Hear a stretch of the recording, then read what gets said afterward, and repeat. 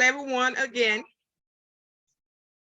tell everyone again, welcome to Just Beyond Weekly Forum. You also can catch us on Facebook page for our information, contact information. And also, if you want to join the pillar, please put your contact information in the chat. And our sister, Miss Brooke, will contact you as soon you put the information in the chat. She will contact you sometime this week. Also, be reminded just to hold your question and comments to the end. When it's time to ask the question or make a comment, we will ask you all to ask your question at that time. And also, if you have any information or announcement you would like to share, please hold it at the end of the forum. We will be glad to hear, and if all able, we'll be glad to support you as you support us. So with that said, I am so proud to introduce everyone, our moderator tonight. I am your host, along with my other sisters and brothers with the Just Beyond. But we also have a guest moderator tonight. Her name is Miss Cece Campbell Rock. She's an independent writer, a journalist, and a New Orleans historian. She is one of the Just Beyond supporters. We really appreciate. I need to slow down. That's what it is.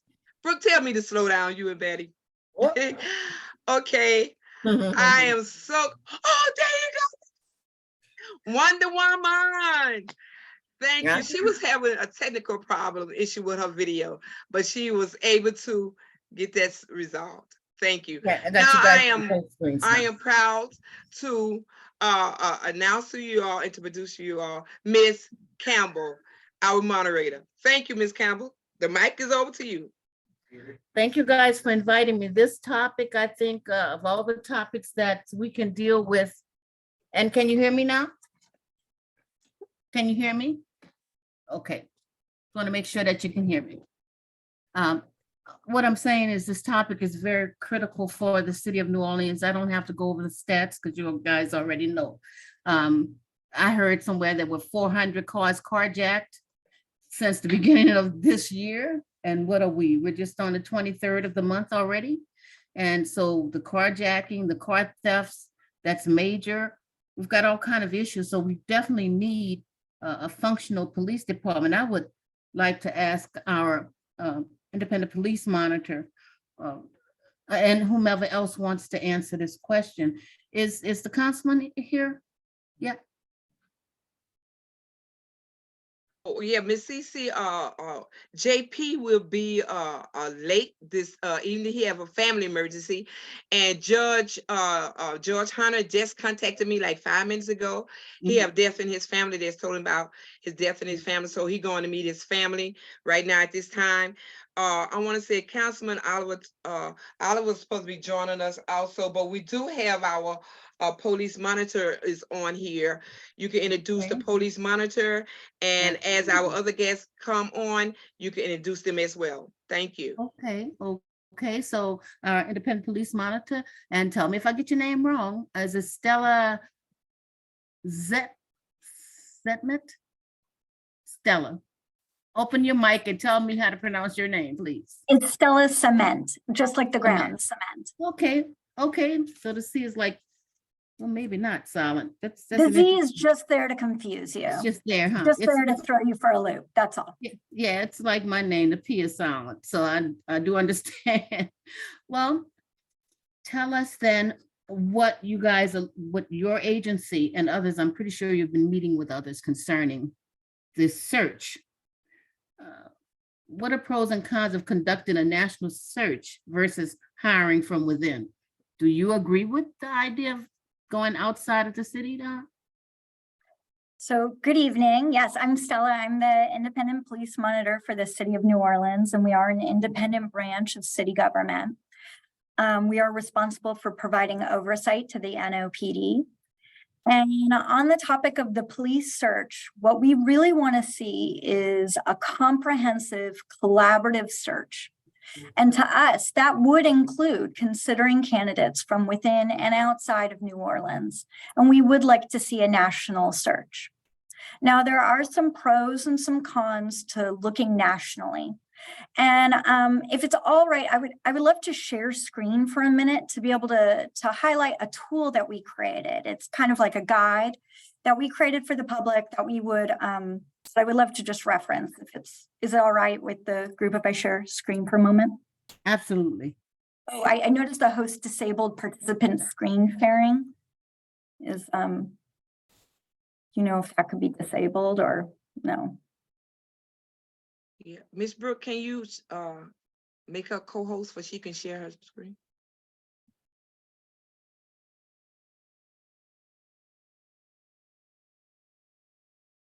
Is Ms. Brooke still on? Oh, yes, she is. I am. I'm just trying to find out why I'm not able to give you permission to do that.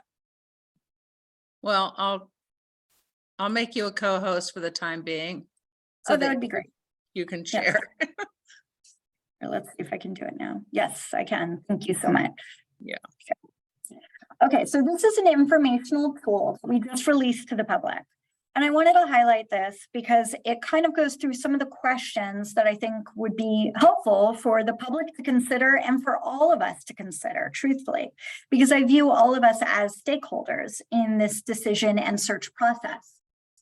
So this tool provides some historical context to how searches were done in the past for police chiefs. So we highlight what has happened since 1994 in the selection of chiefs. And the reason why I wanted to highlight this is I really wanted to say that there is no consistent answer, especially not here in New Orleans. Here in New Orleans, some of our mayors have elected to do national searches for police chiefs, and some of them have chosen to do internal hires. Some of them have also chosen to do national searches and still select an internal hire. So just because you go national doesn't mean you're going to hire someone from outside of the jurisdiction. What's interesting is considering the fact that some mayors, like Mayor Mitch Landrieu, elected to do a national search one time when he had to replace a police chief, but then chose to do an internal hire with no national search the second time. So I highlight that to say that we don't have any consistent pattern that Mayor Cantrell now needs to uphold. At this point, the process is rather open to her. Now, there are some limitations that just got passed by voter referendum, which is that the city council needs to approve any appointment that she makes. But other than that, the search process is very, very open to her. She can elect to do a national search, or she can just choose from internal talent. Now, all of that said, I do think it is beneficial to conduct a national search. So here we referenced the Police Executive Research Forum. Now, they were the first firm that Mayor Cantrell spoke to about conducting her national search for police chief. She spoke to them in December, and the news reported that they were unable to take on the search at this time. So she elicited to go with the International Association of Chiefs of Police, IACP. But PERF, the Police Executive Research Forum, has conducted surveys for the last 10 or so years of police chiefs in the United States. They look at around 334 police chiefs, and these are police chiefs of big cities and metropolitan areas, and then rural, smaller areas. And what they found in their most recent 2021 survey is that 54% of the hires that were conducted were outside hires, and 44% were internal hires. So nearly 3/4 of the chiefs that were surveyed had served in more than one jurisdiction as a police officer. And I highlight this to say that the national trend is to look to what's available countrywide, and to be able to consider all available chiefs, all available talent that might be out there before making the decision. There are benefits to looking outside of your own department. And the benefits of looking outside of your own department will mean that you're looking at chiefs that may have considered different technology, different tactics, different approaches, and different policies than were ever seen in your jurisdiction. These might be individuals who have had leadership or command experience in larger metropolitan areas, or have faced a series of challenges that New Orleans hasn't considered before, making them more experienced in some areas. But the flip side to that is that they may have had practices or they may have had behavior that we don't want to see adopted here in New Orleans. For example, in Ohio, police unions have a lot of sway and a lot of power. In the 90s, Ohio, as part of negotiations over pay, started to give a lot of negotiation power away and gave more decision-making power to their unions. As a result, all policy has to be vetted by unions. All hiring and firing has to be vetted and decided on by unions. Unions have a big say in every decision that the police chief makes. And in a lot of ways, that renders the role of the police chief smaller. And so if we're going to consider a candidate from, say, Ohio, or from a place that has very active unions, we might want to know what experience do they actually have being the final decider on big issues that face police departments. Did they have the ability to decide as the final say in discipline or termination or policy, or did they have to go through a union? And these are things that we would want to know because it does reflect on how much experience this candidate might be bringing to the table. So though they wore the top hat, they were the ultimate, they were the chief, their concept of chief might be more diluted than our concept of what a police chief is. And so they may not have as much experience as you think they have. And that's something that you would only know if you actually know what that role is in that one jurisdiction, in that one area. And that's something that we might not initially know when we're doing our search. And so all police chiefs are not truthfully the same, and all of their powers are not the same. And those are things we would want to know if we're going to do a national search. The other thing is they might have practices that are very concerning to us, such as stop and frisk, or they might have different type of patrolling and proactive policing approaches that we don't want to see adopted or used here in New Orleans. Or this might be a police chief of a very homogenous area where everyone is of more or less one economic bracket, more or less one race, more or less similar types of concerns or crime. And that lack, again, of experience and diversity might be something that you want to consider when you're doing a hire. And there is something to be said of having that internal knowledge and the cultural awareness of this city when we're making that type of hiring decision. I do want to highlight, though, that just because we're going external doesn't mean that all of the candidates that are applying externally only have external knowledge. In the example of Ronald Surpass, he was hired from outside of New Orleans, but he actually was a deputy chief or a commander under Pennington in the 90s. So he had a lot of knowledge of NOPD and in the city of New Orleans, but then he went on to be chief, I believe, of Nashville and a chief, I think, in Portland or Seattle, but in the Pacific Northwest before coming here. And so he brought a wealth of knowledge of other places, but he still had some base understanding of New Orleans. Similarly, we have seen a lot of deputy chiefs depart from New Orleans to become police chiefs in other areas, and they might decide to apply in a national search. So it's in that situation, they're technically an external candidate, but they still have a lot of internal knowledge. And that's something worth considering when you're doing a national search, is that you might actually get some people to come home that maybe we want to come home. So I think that's kind of my answer, hopefully, on that first question. I can continue to go through this guide, but I really want this to kind of be whatever y'all want it to be. And I want to make sure I answer the questions that are important to you. Well, I had a question, a couple of questions. One, where is the department as it relates to the consent decree? Has that been rolled off? No. So we are still not in full and effective compliance yet. We're close, but we're still not there. And while we've been trying to get there in certain topics, there's been some slippage in other areas. So we're still not there. Well, it was my understanding that the main problem, one of the biggest challenges is the hiring of additional police officers, and we're not anywhere near the number of police officers that we need. So let me roll right into the next question that our members have had. What should be the qualifications for a new police chief? And the hiring issue is still a very big problem. Right, right. So here, I'm gonna again reference the tool. So what should we consider, right? So that's a hard question to answer because it both has objective and subjective answers.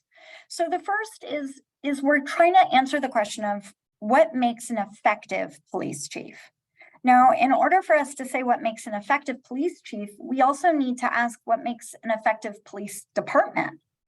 So when we're considering all of these different candidates, a lot of them might trot out different data or different benchmarks that they've reached under traditional models of measuring police performance. And traditional models are highlighted here. It looks at crime rates, clearance rates, response time, and productivity or workload data. So that would be how many tickets were written in 1 month, how many cars were stopped, how many traffic stops were done, how many, I don't know, like field identification cards were written. Whatever you decide to use as your internal factor for measuring, that would be a traditional model way of measuring how effective a police department is. Except I'm sure you don't need me to tell you that this is a very limited way to determine how effective a police department is, and then by extension, how effective their leader is. This says nothing about the quality of service that is provided. It says nothing about the satisfaction of the customer. And by customer, I mean us, community members. How satisfied are we with the service that we received? It says nothing also about what the police can actually control. And it speaks to whether or not you believe that the police department is responsible for crime prevention or crime resolution, so crime solving. And clearance rates can be manipulated and diluted. Response times can be deceiving based on geographical limitations that might exist, and also workforce. So all of these things are kind of deceiving factors for how we determine if our police department is doing well, and by extension, how well our police leader is doing. And so what we would like to see is kind of looking for other factors other than just those traditional models. So if somebody comes in and says, look, I'm the police chief of, I don't know, Rolling Rock Police Department. That's what I'm the police chief of. And I've reduced crime by 45%. We have a lot of questions before we can take your word for what that means and determine if that is something that we I want. wanted to see that was supposed to be on this thing, not on it, because Arthur Hunter, they said he was going to be on this, and Oliver, and neither one of them are.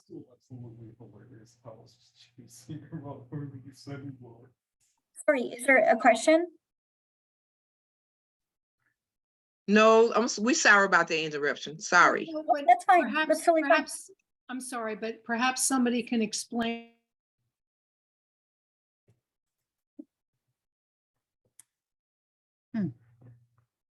Sorry, you're muted. Can you Can unmute? someone explain the unusual circumstances under which Arthur Hunter is not here at the last minute?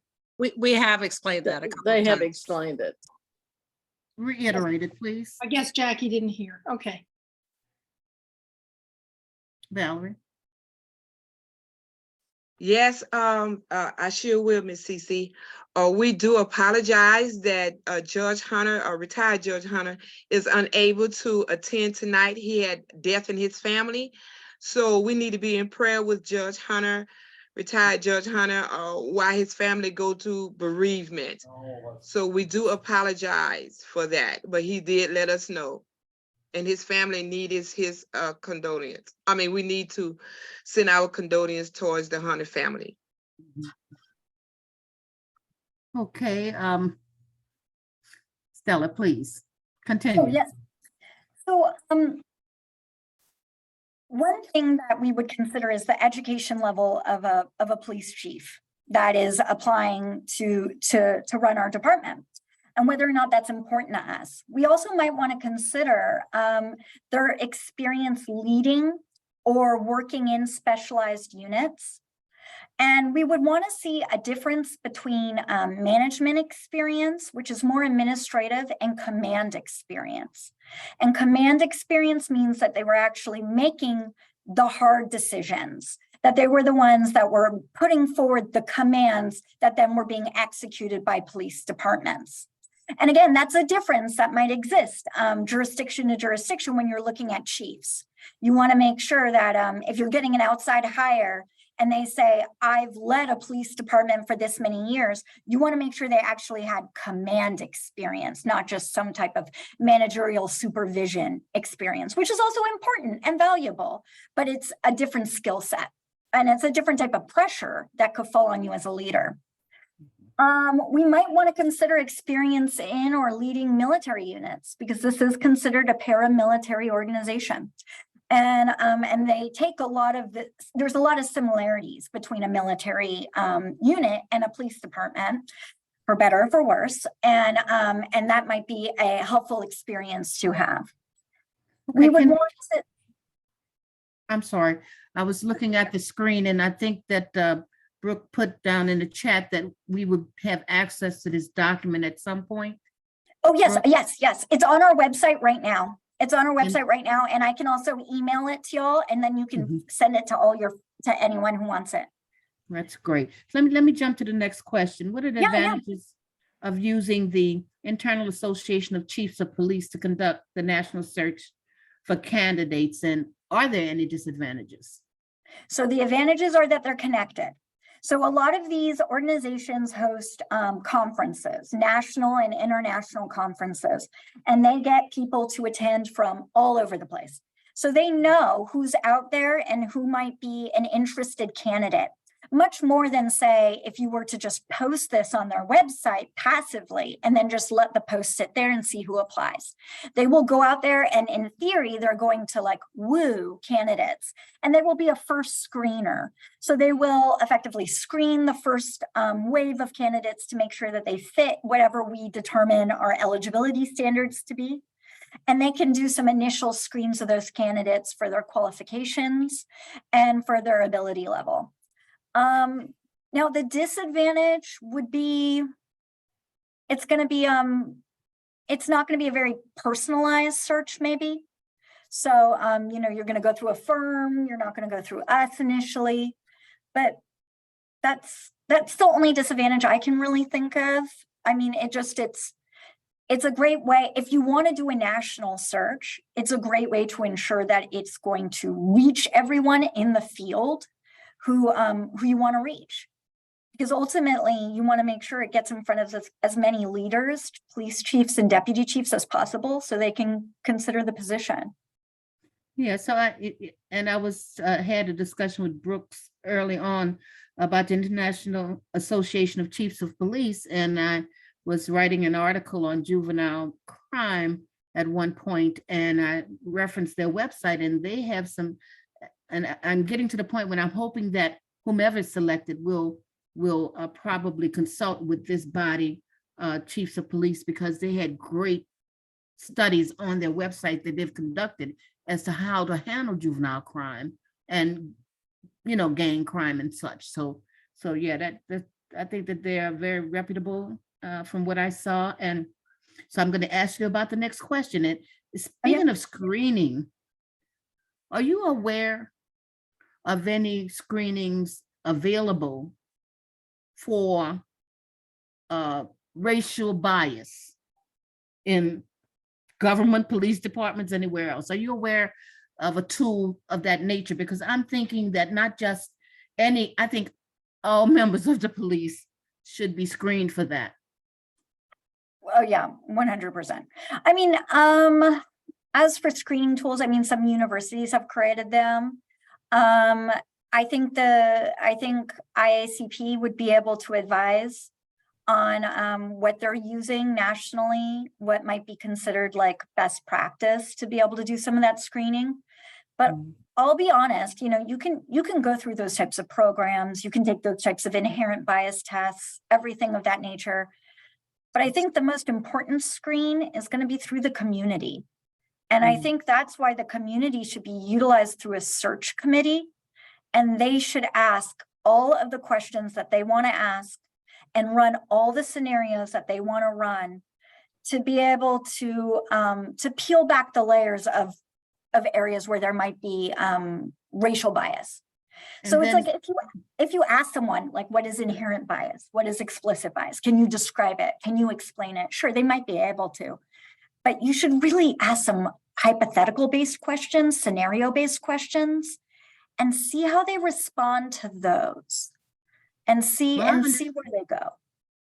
I understand also that when they were considering when the White House, I think the White House did an executive order, or since the president couldn't get the George Floyd Justice and Policing Act passed, he put some executive orders in place, but there was a movement toward having a way to judge if a police officer had been in a different jurisdiction and committed some crime against the citizens. How do we check for that? How do we know? So that's again where having a national firm is really going to be able to help you, because every state has different ways to decertify officers, and they have their own mechanisms for being able to track certain things. And there isn't a ton of information sharing across state or jurisdictional or parish or county borders about problematic behavior. And this is why officers might get convicted of a crime in one place and still be able to get hired somewhere else. Unless you are decertified, you can still continue to apply for some jobs.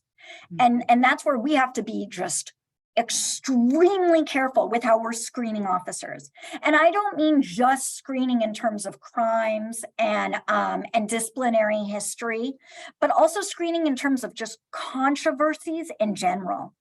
So you want to like just do basic Google searches and go deep, because they might pay someone to Google bomb their name. So that way the search results you're seeking might show up like 5 pages deep. The other thing is call your partners in that area. So call community groups in the jurisdiction where that police chief or police leader said they worked, and ask them, what was your experience with this person? Because again, if they're savvy, they might be able to Google bomb their name. They might be able to hide a lot of stuff. And they might have ways to finesse certain things. So certain things might only come out really later in a search. Talk to those community groups, your partners in other places, and find out what they say about those candidates. And just get kind of the word of mouth, the word on the street about that person and what it was like to work with them. And then ideally, whoever's on that committee asking questions should just be direct and ask the person the question. I see in the 1990s, you said you thought stop and search was a great way to stop crime among juveniles. Do you still feel that way? When you said that, what were you thinking? Do you still think that way?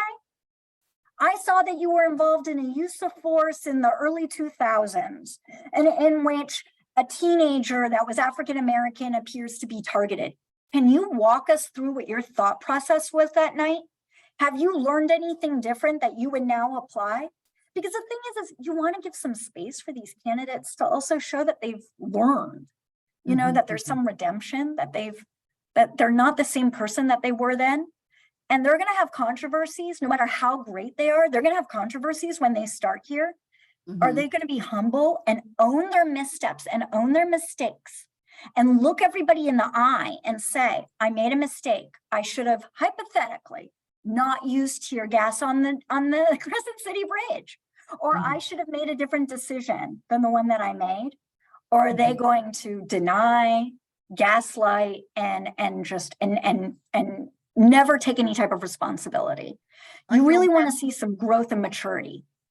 I hear you. Are you aware of any citizen participation on on the search committee?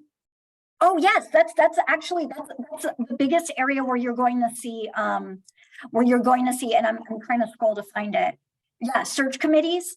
It's becoming extremely common nationally for that to be the place where the community is in a search committee. And a search committee is just part of the panel or part of the process that puts forth either the criteria that you're looking for in a candidate, or actually participates in interviews and screening.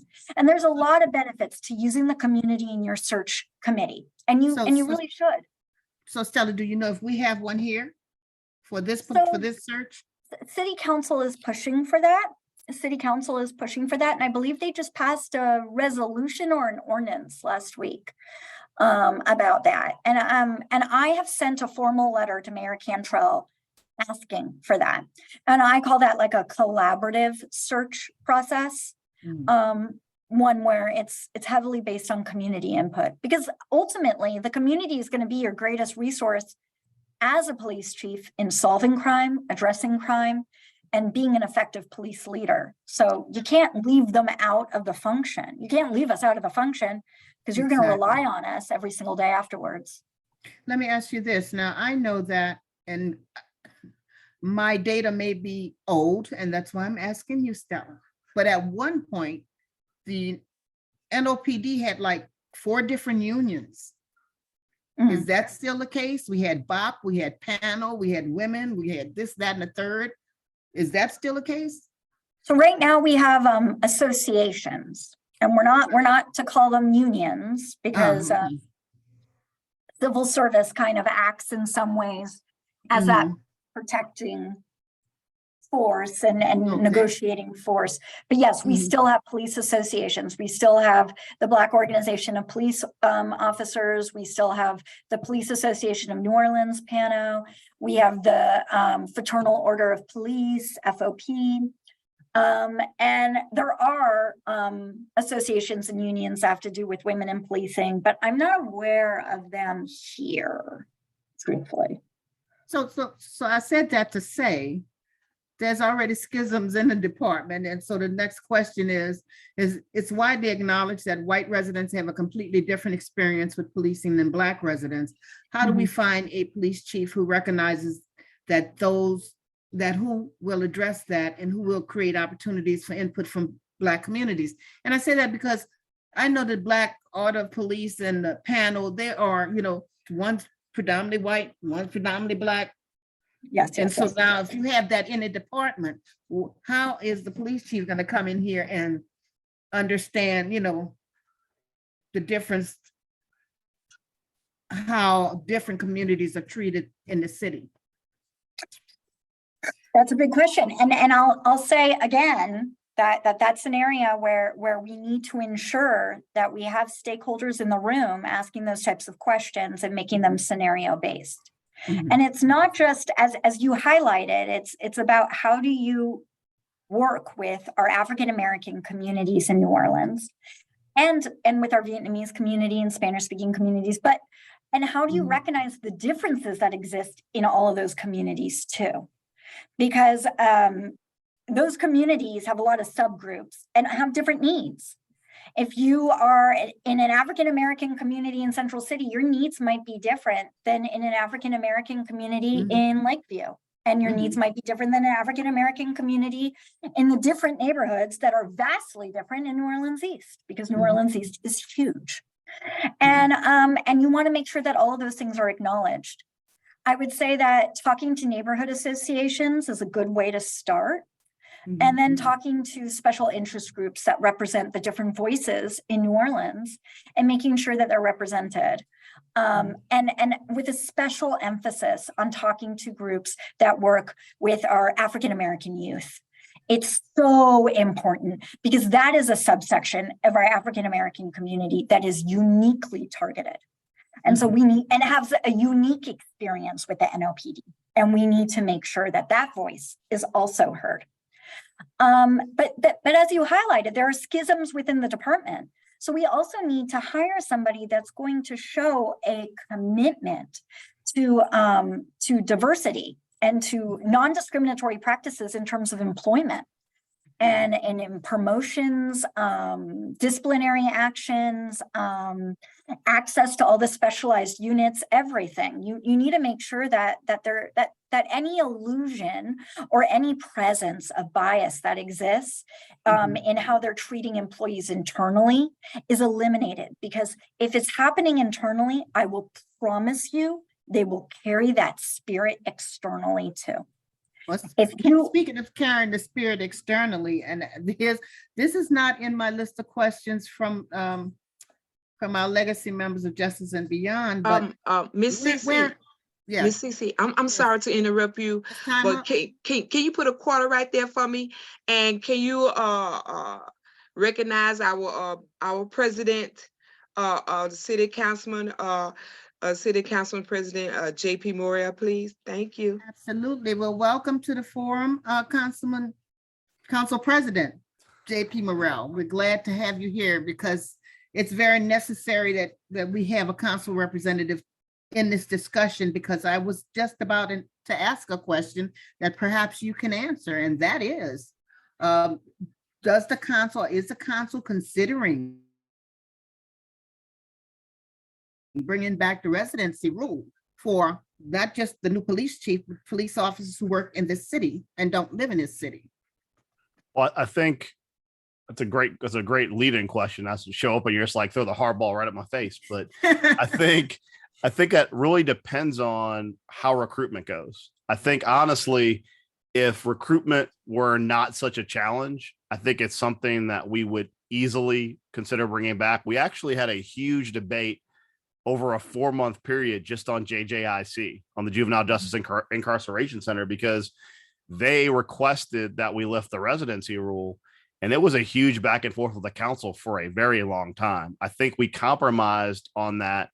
The individuals who don't work directly with youth, we lifted the residency rule for mechanics and people in kind of like ancillary roles. But even though we had a deficit of people to work it, a lot of us had tremendous concerns about people like driving in 3 or 4 parishes away to work with our kids, because Go on. I'm sorry. it was just because we if you're from here or you live in the city, you kind of have an inherent understanding of the struggles that kids in the city are going through. And if you're not from here and you see kind of the challenges that kids can produce from the environment they're in, I think there's less of an inherent ability to have that patience and to understand kind of where they're coming from. So I think with NOPD, if we weren't down to 929 officers, if we were at a stable place, it would certainly be something that we would look at. Honestly, what's really telling about kind of the state of NOPD is that there's plenty of people in the city who are qualified to work for NOPD. They choose not to. And that's a challenge that we have to really overcome in that. There's this, when Mitch Landrieu was mayor, he passed a series of bills that were called collectively Great Place to Work legislation. And one of the ones that really kind of stuck out to me, and it's kind of like a slap to people in government, is during that time, they passed merit-based pay raises. It's supposed to be up to 3.75% per year if you meet this criteria. But in that law, they buried a clause if the administration recognizes there's money to pay for it. We've never funded any merit-based pay raises for anybody. And when you look at the behavior of a city to have, and mind you, NOPD is a great example. They do those merit-based like reviews. They've been doing them since it passed. Not a single officer ever got the raise.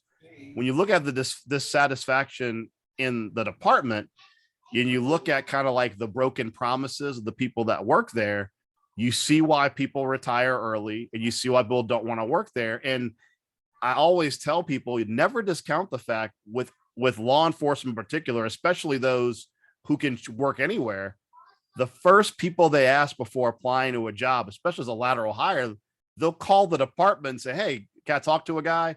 What's it like working there? And if they go, this place is miserable, they go, I'm good. And I mean, the reality is nationally, there's a dearth of officers in law enforcement to speak with. And Stella can tell you, guys with a clear jacket, they're like #1 draft picks. If you're a guy with a clear jacket who's an officer who's had no complaints, you can write your ticket to any department in the country right now. You'd be like, I want to live in Seattle. You're gone. The guys who are still in departments are the guys who are past 20 years, who are Mhm. vested in retirement, and the guys, and they're at this point very few, who just their jackets are so littered they can't leave. And those are the people that we're kind of dealing with right now.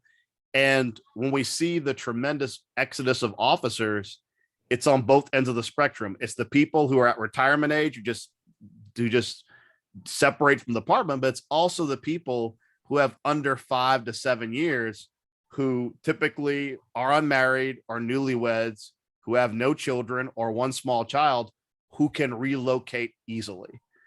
The What do you trick is think- getting somebody here to be here for 10, 15 years when they embed in the community and they don't Mhm. want to leave. And we're really kind of failing at getting them to that point. What can? Sorry, I'm so long-winded. What can the city council do then?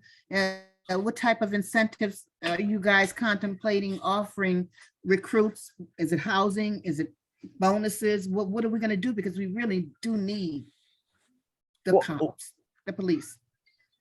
We saw tremendous disagreement on the council with how to handle incentives. I am very skeptical right now. We're giving longevity bonuses in March that could be from $5,000 to $30,000, depending on how long you've been here.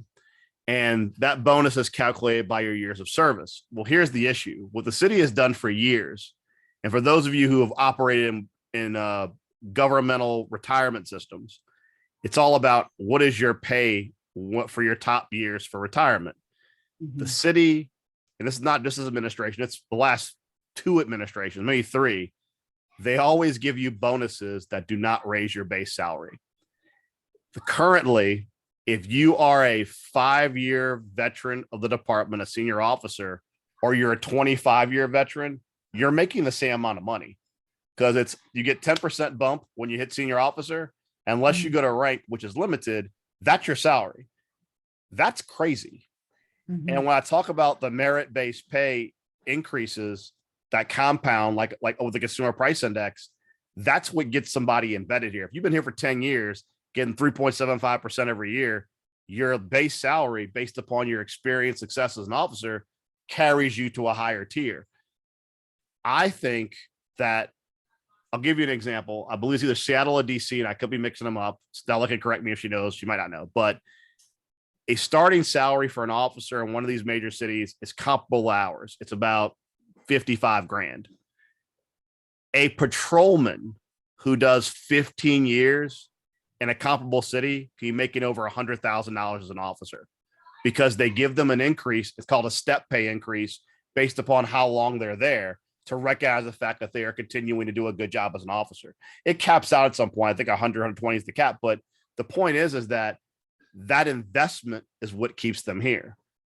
When you have an officer who's in that 7-year window, who's making 10%, same amount the guy come behind him, the senior officer making the same amount a guy 15 years ahead of him is making, and Lubbock, Texas says, we'll pay you 80 grand to ride a motorcycle around a town where no crime happens, they're gone. I think housing is a huge issue. Councilmember Harris has really been focused on that. It's something that we're trying to resolve, because making someone a homeowner makes them an investment in the community. A lot of these Okay. guys who pick up and leave, they're renters. They come Mhm. here, they do their job, they rent an apartment. Like I said, may or may not get married, may or may not have a partner, but they're not vested. They can just say, oh, my lease is up, I'm out of here. And those are the kind of things, I mean, making sure that our cops have access to good schools. I mean, like, there's all these incentive packages that people put together. If you're trying to lure if you're a company trying to lure someone to a town, especially a town that's very challenging, they always layer incentives to say, we're going to offset the cost of you being here in this way and that way and this way. We don't do any of that.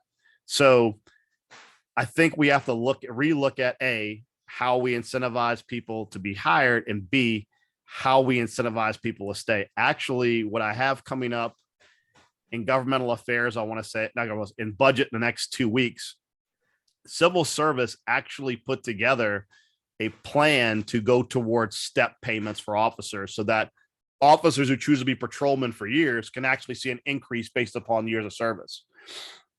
For some reason, the staff came up with it. The board never considered it, and it never got beyond that level. The council sent a resolution to the staff saying, we want the board to vote on this because we want to be able to consider it. Because if you want to have veteran officers who are invested in the community, you have to feel like the community is kind of invested in them. And I mean, the solution to crime, to be clear, is not just throwing money at NOPD. I'm very cognizant of that. And even as we speak right now, I've been very candid saying that with the amount of money we gave NOPD at the end of last year for this coming year, giving them more money for me is not really on the table right now. I feel like until we see how some of the kind of incentive packages in place play out, I'm not interested in investing more money there. We had a great presentation today from the former heads of Cure Violence and Ceasefire NOLA. Those are programs we're really interested in funding right now because these were programs that were proven to work in the early mid 2015, 2016 to actually reduce and interrupt crime. And the council believes you got to kind of fund both ends of the spectrum. You got to fund the law enforcement piece, but you got to fund the preventative and rehabilitative piece equally because together they actually reduce crime. And every time we've reduced crime, whether it have been in the mid 2010s or even in the 1990s, it was both. It was never just give money to a police department, heavily militarize them, and suddenly it's safer. It's you have to give opportunity, give alternatives to kids, and have a department that works. So we were going to ask another question, and how do we find a police chief who will understand, is willing to move the needle on institutional racism in our city? And then I'm going to ask you a question about the morale at the police department, but that's the institutional racism thing. We talked about there being, 3 or 4 different police associations. So you got schisms already there between blacks and whites, the Black Order Police, It is certainly challenging. Like you're right. I'm aware of 3. I know there was 4. There's Fraternal Order of Police, Police Association of New Orleans, and the Black Police Officer Association. Mhm. And many cops are either a member of all 3 or a member of none. It kind of goes across the gambit, and each of them advocates differently. Like, I know that FOP was very supportive of all of Chief Ferguson's efforts, but Michael Glasser, who's the head of PANO, fought Sean Ferguson constantly. The Black Police Officers Organization, they really weren't involved at any point, not in any substantial way, but there's certainly a schism there. What I will say is, I think part of having a independent search that's not overseen directly by the mayor or the mayor of city council is part of having a transparent conversation on how a new police chief is going to deal with institutional racism. I think that part of the reason why the council and a lot of people in the faith-based, the activist community, the business community, we're all kind of united on there being a national search is, regardless of who the winner is, someone independent has to kick the tires to say they can do the job. I mean, we've been very candid in that we're not trying to discourage anyone locally from applying, but at this point, this has gotten so dire, this cannot be a system where people don't have faith the right person was picked. And if you just do it locally without a national search, regardless of that person is the right person or not, I've been very candid. If I were offered the job of police chief right now without a national search, I would turn it down if I were that person, because I think anyone who accepts that role without going through an independent process is doomed to fail. Because the reality is the problem this department face won't be solved in 4 months or 6 months, maybe not a year. But if you survive the independent selection process, you get the credibility that people have to put faith in the plan you can present to the public to reform the department. If you don't have a plan to reform the department, you don't escape or don't succeed in a independent selection process. What I've told people who said, what happens if they never didn't have this and it went straight to council confirmation? I said, I think the community would show up en masse and demand that we not confirm anyone until there's a national search. And I said, that's just the whole reason why the council was granted confirmation, is because you have to have a venue in which if people have a tremendous problem with a candidate, they can show up in the process and say, I want to object. And that's what confirmation is. I mean, in most cases, you won't have that groundswell of opposition, but you have to provide that opportunity, because whoever becomes the next police chief is going to be the head law enforcement officer in the entire city of New Orleans. And even though, practically speaking, they're accountable to the mayor, they're really accountable to everybody. And Which- that's something that's something confirmation was really meant to establish. Like, it's not about making the 7 of us happy. It's about all of the people who are going to watch the confirmation process, who are going to participate in it, and who are going to really, I mean, I was like, someone when we're discussing confirmation was like, how do you see it? I said, I think confirmation the first couple of times, it's going to be quite messy.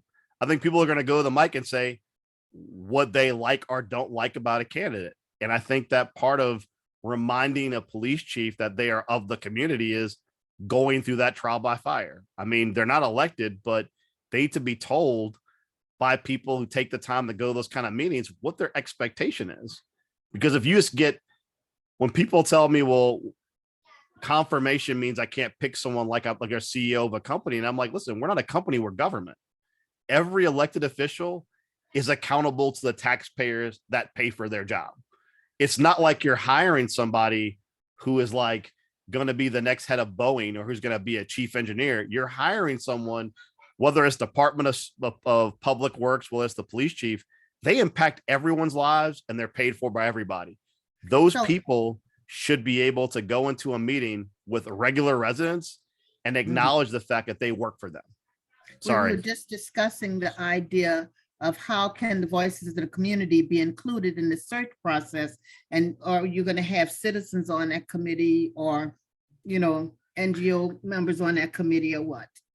Well, that's kind of outside of us. Because remember, right now we're contracting with a third party to do the Right. search.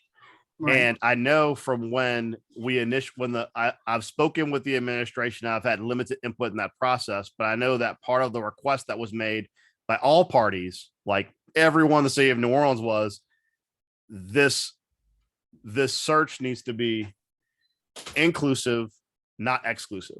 Everyone needs to be on it. I've never been on a police chief search ever before. Like, I've never done one. I don't know if it's appropriate to have community people on the board itself that's reviewing qualifications or not. But I do think it's very, very, very important that there be a specific part in the process where there is some interview or interaction with the community so they can give their opinion of the quality of candidates. I mean, I know typically in general searches, not police officer searches, typically when they window it down to 3 to 5 people, that's when they start making them do the kind of public tour to try and sell themselves as a candidate. And I think as long as they're following that model, that will be the opportunity. Because let's be honest, whoever makes that final 3 to 5, everyone's going to start looking into their backgrounds to see what their history is in their respective departments. Thank you, Council President. Valerie, I'm going to turn that back to you, because I noticed that there are some questions in the chat box, and also maybe some other members have questions. So your turn. Okay, thank you, Ms. CC. You always do a glorious job. Thank you so much. Thank you. We really appreciate President. Oh, I love just saying that, City Councilman Moria, President JP Moria. I like saying that. Okay, we want to thank you for coming, and also you, Miss Seamet. So we have some questions in the chat, and I'm gonna call out you all name. I have 3 right here. I have Miss Jackie, Miss Brooke, and Miss Simon. First we have Miss Jackie. Can you ask your question or your comment, and please keep it limited to 2 minutes, please. Thank you. Miss Jackie? I believe she's gone. Yeah, I Go. don't think she's on any longer. Okay. Next we have Miss Brooke. And Miss Simone, you'll be next. I'm sorry, I said something. Miss Simone, you'll be next. I'm sorry. You'll be after Brooke. so which question am I going to be asking? Sorry. No, I seen you had a question in the chat, but I can go back to the chat. I have several, but that's Okay. okay. Okay, Brooke, you on the clock though. We got 2 minutes, darling. Well, I give up my time because I have no idea which question it was. Okay. Miss Simone. Oh, you're muted. You're muted. Old age problem of Zoom and the COVID age. So I just had two comments. When I was working over in the Independent Police Monitor's office, one of the things that we had done is we had tried to set up a program where police officers could have free therapy and free psychiatric help. The thought being, first of all, we were told by officers they needed it. And then second of all, we were also told by experts that that would lead to better treatment of the community at large. And so that was one of the things that we did. And this is sort of to reiterate a bit of what JP had just mentioned. What we had really found when we had done sort of an internal audit of officers was it was not the violence on the street, it was not the death, it was not dealing with the victims that had really been problematic for police officers. What had been problematic was that sort of echelon where police officers got treated well or better or got some kind of incentive or higher position just because they knew somebody, which honestly, that's a problem in the police department, but it's a problem everywhere in the criminal justice system here in New Orleans. And Arthur Hunter had written an article about it, and I think that it's really valid, and I think it's on the point. And so if you bring a chief in from outside, they have fewer allies and they have fewer people that they're going to be bringing up to that higher level based on previous relationships and things that have gone wrong or gone right in the department.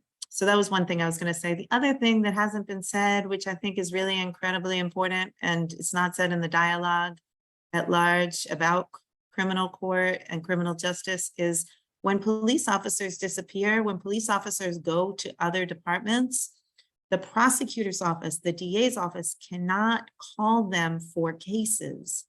And that means that cases very often need to be dismissed or they need to be pled out. And it's not a dialogue that's happening. And it's also not a defense of the DA's office or anything that's going on in the court, but that also needs to be considered.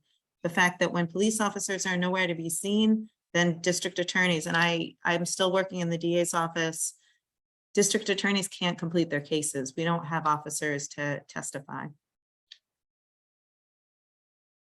Okay, thank you for that information, Ms. Simone. We didn't know nothing about that. We might call you back after you win.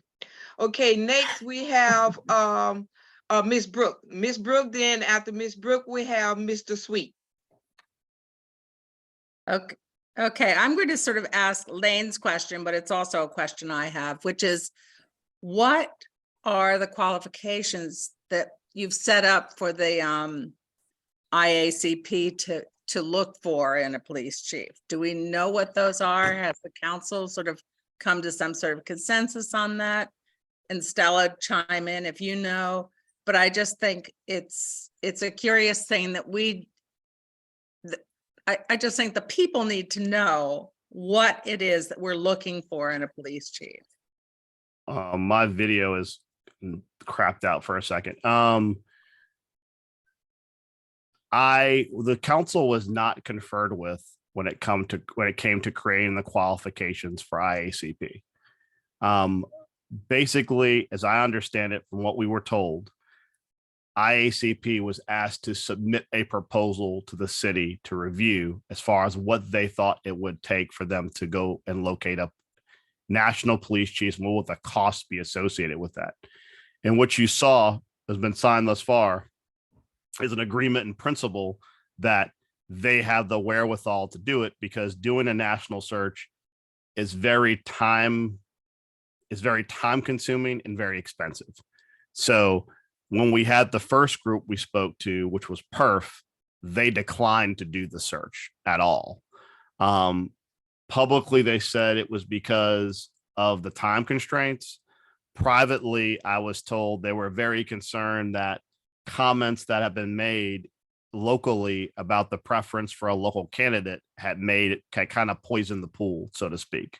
Insofar as that, since there'd been so much conversation about only a New Orleanian could be the New Orleans police chief, that it had a chilling effect on people wanting to do it. The other issue, which was a really large issue, was the pay. The average police chief in the entire United States, their average salary is about 260. Our police chief tops out at about 165, 170. It was also going to be very difficult to try and get someone to come to a city that's this challenged under a consent decree with a salary that was significantly lower than the national average. Those two concerns are what led the council to pass that resolution that said, A, we want to do a national search. B, we want to meet the minimum salary. And three, which was the other issue that was brought to our attention, is a 3-year contract. There was a lot of concern that if someone relocated down here to become the next chief, the mayor does have the ability to fire the police chief. And someone did not want to relocate here to be the next police chief, get into an argument one day, get fired, and then have to find, a new job. And sort of like how I hate to use a comparison to sports teams, but the reason why they sign those multiple year contracts is because each side protects themselves. And that if someone spontaneously without cause decides to fire someone, they at least know that they'll be covered for the length of their contract. So that's why the council put those 3 provisions in. I think that is probably was a significant part of the reason why IACP agreed to even do the search, because if they don't have those 3 tools, the pool is going to be pretty much just local, because at that point, if you're only going to pay the police chief's salary, no one's going to come here getting $100,000 less than what's the going rate for police chief. So I think, so to your earlier question, the qualifications or standards, that isn't something that we had input on. I do know that the ultimate contract will be a public record.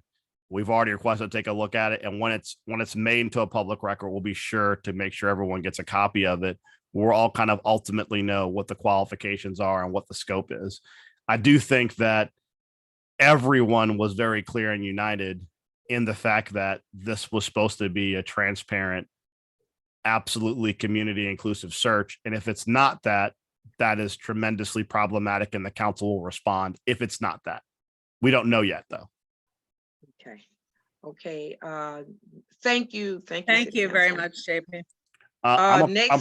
I'm probably gonna have to hop in a second. I'm having several multiple kid meltdowns. My wife's a nurse and she's working nights, and Okay. I thought I could make it through, but it's not happening. So if there's any other questions, We have one more. We okay, have ask one more. Let me hop off after that. Okay.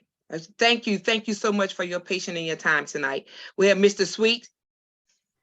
Yeah, I'm on the side of defund the police, but my question is about. Am I frozen? Okay, I'm not. We can hear my you. question.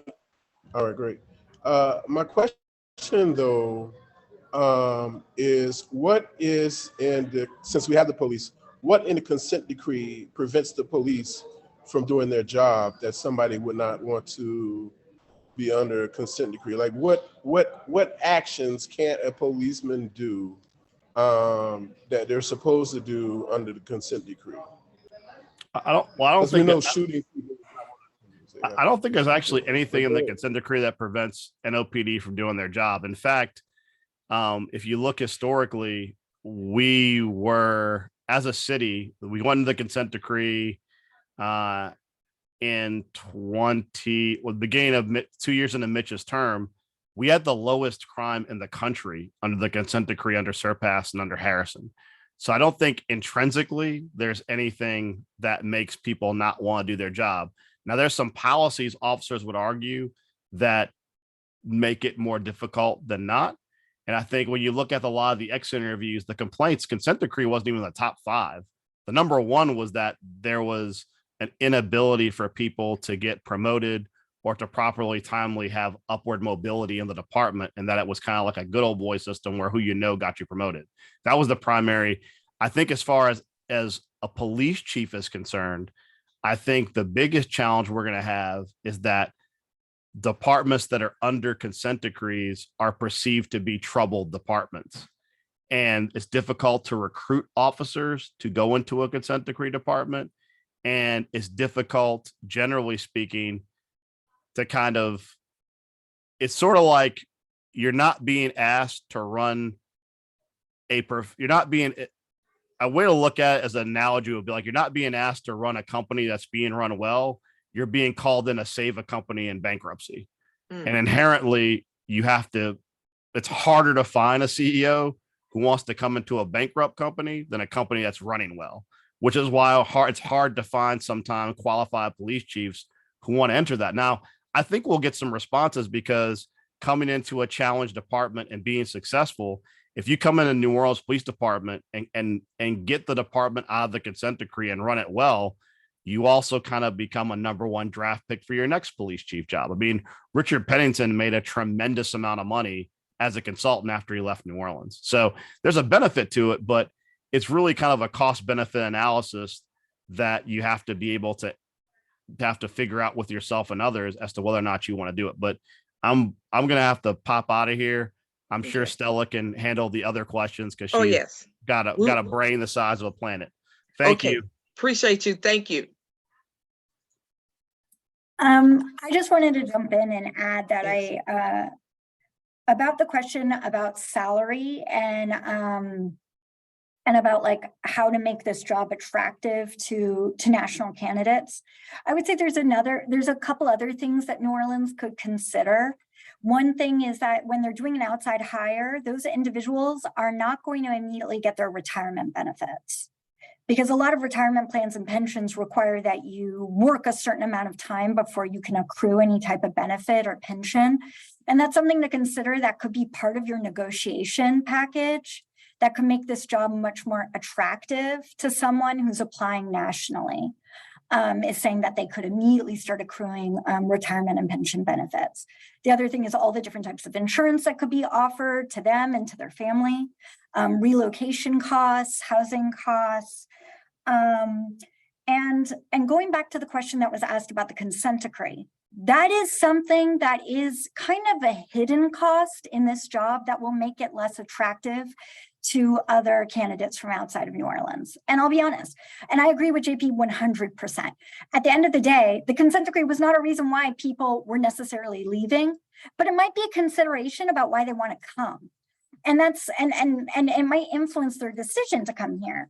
And that's because some of their decision making is limited because of the consent decree and is limited because of a lot of the other factors that are here. And those layered factors are things that any candidate is going to consider in determining if this is a good fit.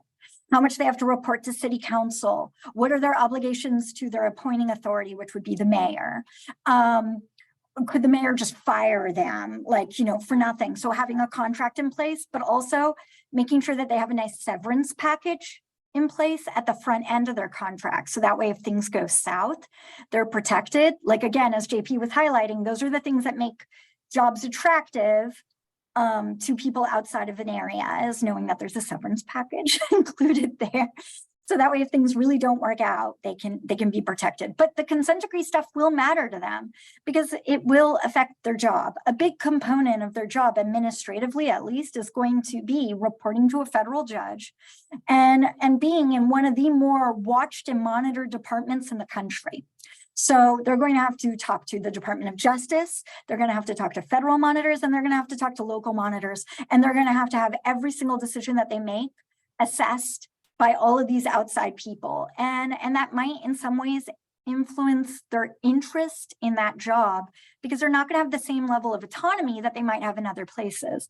But that said, it's important to consider the defund police movement because that doesn't just exist here. Obviously, it exists everywhere and it's influencing policing jobs everywhere. So that's something that isn't unique to New Orleans. That's everywhere. People want to see a less autonomous police chief. They want to see a police chief that's accountable to people. Okay, Stella, Yeah. On that note, for we can get I want to say a person in that position that accountable to the people, what the people need to do. Can you tell us how we can get involved, what kind of action that we can do right now for we can be boisterous, for we can speak up and speak out and show the mayor and the city councilman exactly who we want, when we want them, and we want them now. But let them know how we feel and mean it, being respectful but bold. How can we get involved by doing it? Explain to us. So right now, I do think it's wise to start putting things in writing. And I do think to put things in writing and to send them to your elected leaders, send them to the mayor. You could try submitting them directly to the International Association of Chiefs of Police, so IACP. But the other thing is start submitting public record requests to be able to get as much information as you can about like just what it is that the department is even like preparing on this topic, and start making those demands known and start documenting them in paper right away. I mean, I can't stress the importance of that enough, because at the end of the day, you can give verbal feedback, but I think people have a hard time digesting verbal feedback, and a lot of that verbal feedback ends up becoming very passionate, and people have a hard time hearing criticism and passions sometimes. I think sometimes having like a document that just says, look, we the people are looking for these things, and get them from as many different special interest groups as possible. Like, and by special interest groups, I mean anyone that has a group or an interest that you want to see. You ride your bike every single day to work. You're a cyclist.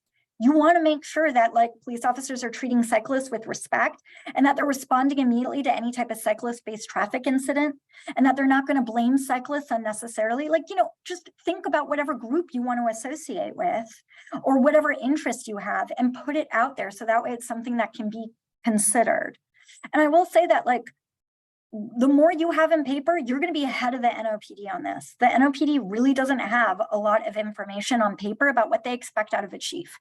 So they have like chapter 11.1, their operational structure, and they also have chapter 11, which is just about like organizational command responsibility. And in that they say what the superintendent is responsible for, but they leave out a lot of his or her responsibilities. And they really don't say anything about like decision-making and how decision-making should be done. And that's a way to kind of like engage on the front end and say, look, these are the things that we want you to consider. But the other thing is to remember that it doesn't end with the selection of the new chief. As soon as the new chief is selected, start demanding meetings.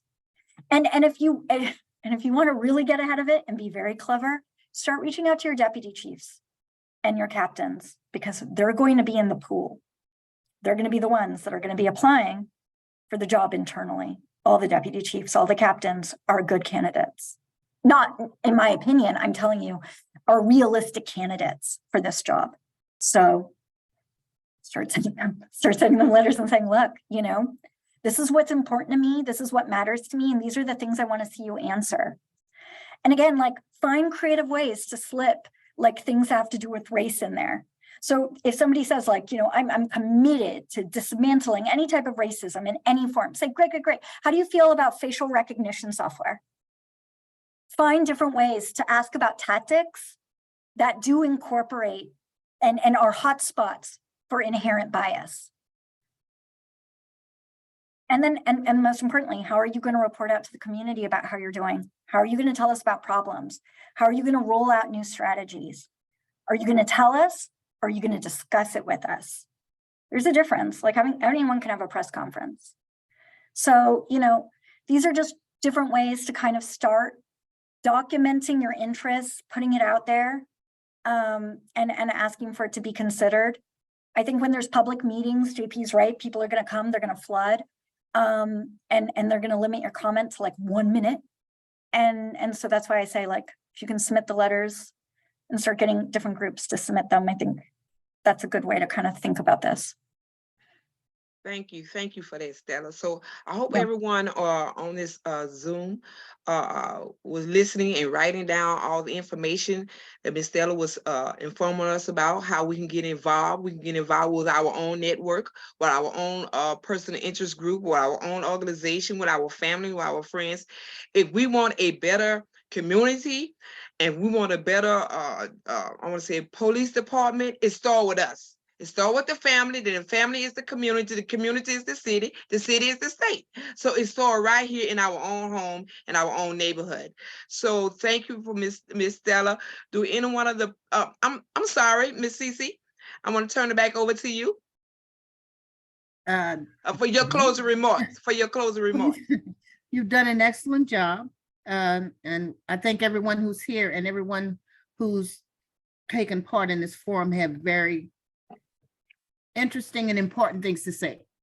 So my recommendation would be for Justice and Beyond to put together their list of demands for what they would like to see in a police chief. And Justice and Beyond also has other groups, and maybe, follow Stella's recommendation, and maybe pick Stella's brain for some of these demands that we can have, because we've seen far too many problems with crime in this city. Not only that, I'm concerned as a former health professional. I'm concerned about mentally ill people being caught up with the cops and then losing their lives and things like that.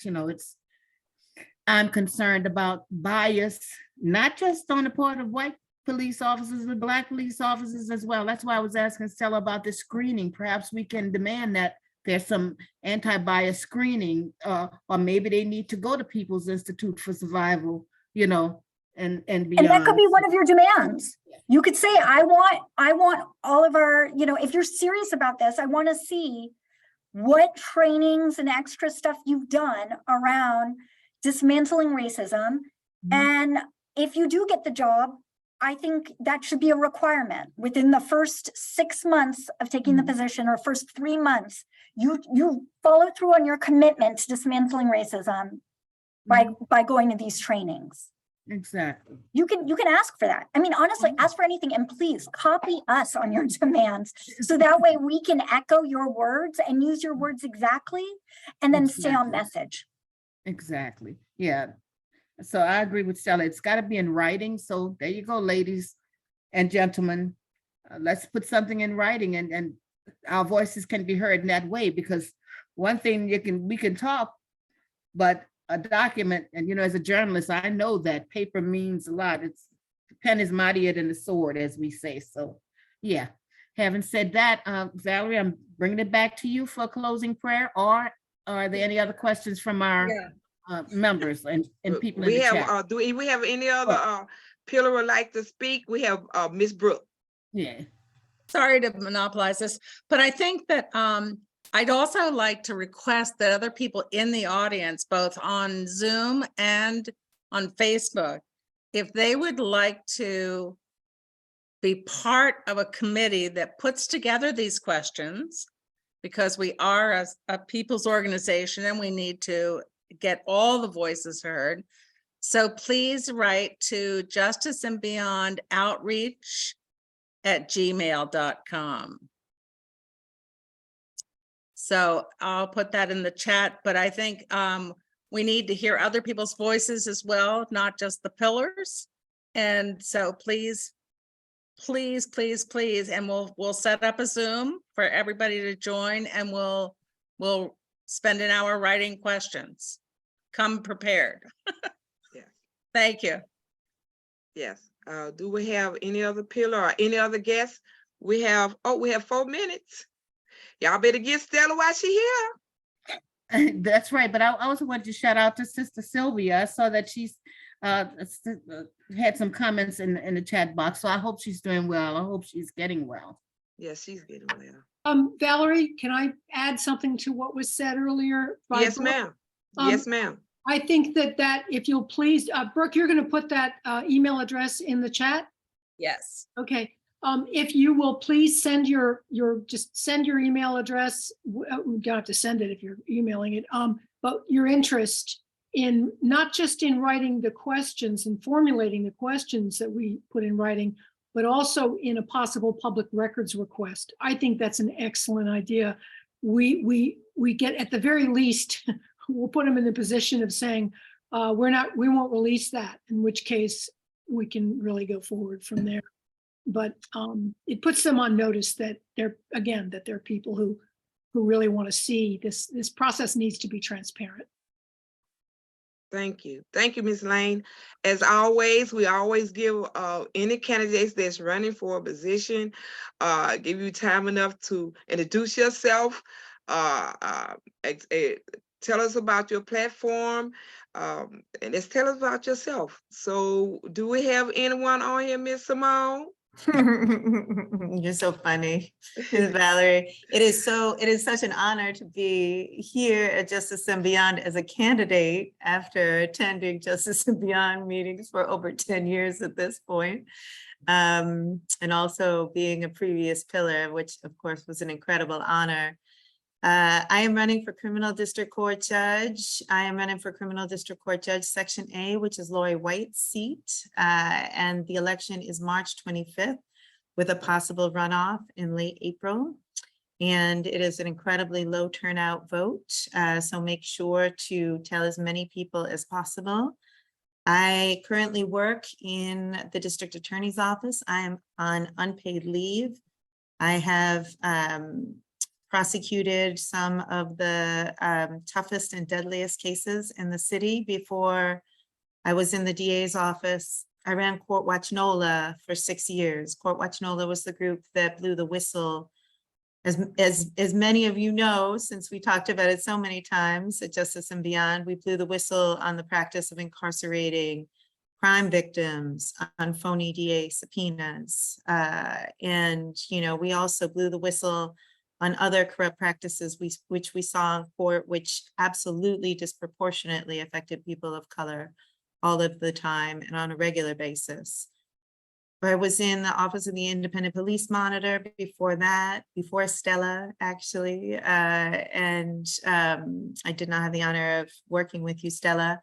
But when we were there, we had been active in the case, and I know Cece remembers this case of Wendell Allen, which was the young Black man who was bound for college, who was shot and killed by the NOPD. And people may not remember it, although I know Cece does because she wrote the article, but you know, what happened was we had been monitoring the use of force case right after it had happened. And one of the police officers that was being interviewed revealed that he had body-worn camera footage that had picked up the whole entire shooting. And the police department tried to bury it. The police officer at the time that was conducting the interview said it hadn't existed. And I had said, no, go back into your interview and listen. He said it. And we had to go all the way up to the chief of police, Surpass. And we brought the police officer back and we brought the body-worn camera back. And the case was put into the grand jury. And it was the first police officer that was convicted of a homicide in the Deep South for decades on decades on decades. It was before Ferguson, happened right here in New Orleans. And, you know, I just mentioned this because his name is almost just forgotten by history, but it's a very important part of my story, my narrative in running for judge, because, you know, I absolutely think, I know a lot of people have lost hope on this idea, but I absolutely think that we can have both safety as well as fair process in our courts. I do think it's possible. Thank you, Ms. Simone. Good luck to you. Thank you. Really appreciate you. Now, what's with Simone- further, what's- I'm sorry. Can Simone give us her number on the ballot? And Not yet, Cece. I actually don't have one yet. Qualifying You is don't have next one yet? week. okay. I So promise you're I'll be running back again- then. Reiterate, you're running for Lori White's. I'm running for Lori White's seat. She has turned in her paperwork to retire. I'm excited to have the personal endorsement of Pastor Manning and Devontae Lewis, and it's going to be an exciting Okay. race. Okay. Good, Run, good, Simone, good, run. good. Thank you. Good. With further ado, we're gonna close out. We really appreciate everyone coming tonight and staying on. Look for Just Beyond Facebook page for more information, and we will see you next week. So Thank we're you. gonna ask Miss Stella, do you have your last remarks? Can you put your contact information as possible in the chat, please? Yeah, I'll put my contact information in the chat. My last remark is just that don't forget about the chief just after the chief is picked.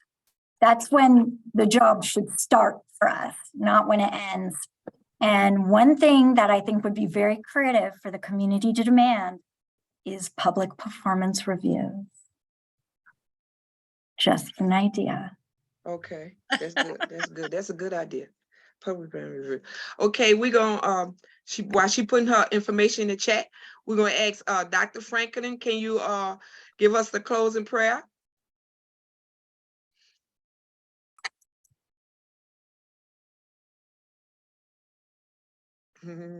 Oh, you're on mute, Dr. Franklin.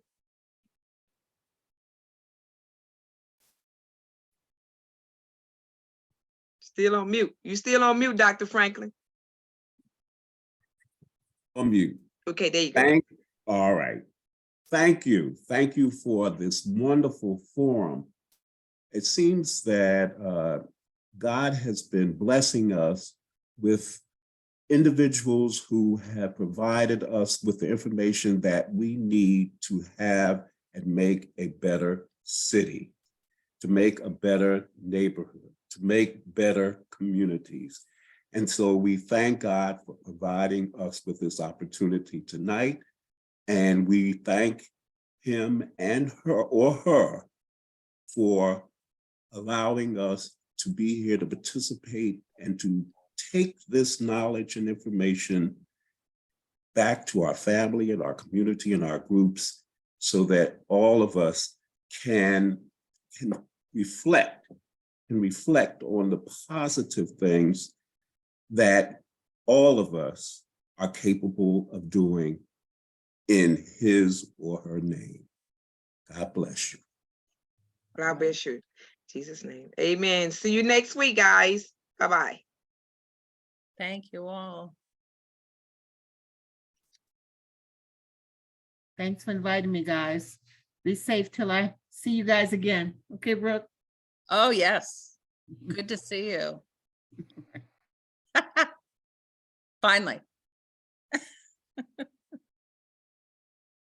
Hi, Richard. Hello, good to see you all. Incredible forum. Thank you. Oh, that was good. Well, have a good night. Thank you, you too. Bye-bye. Bye.